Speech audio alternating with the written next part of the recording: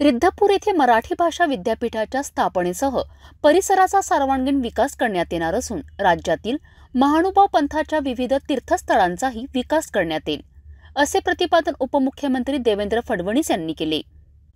राहुरी महानुभाव संस्थेतर्फे महानुभाव संप्रदायामध्ये सेवाभावी काम करणाऱ्या व्यक्तींना उपमुख्यमंत्री देवेंद्र फडणवीस यांच्या प्रमुख उपस्थितीत पुरस्कार प्रदान करण्यात आला। यावेळी पिंपळा हुडकेश्वर येथील निळभट्ट भांडारेकर सभागृह येथे महाकाव्य प्रवचन सोहळा समितीतर्फे या कार्यक्रमाचे आयोजन करण्यात आले।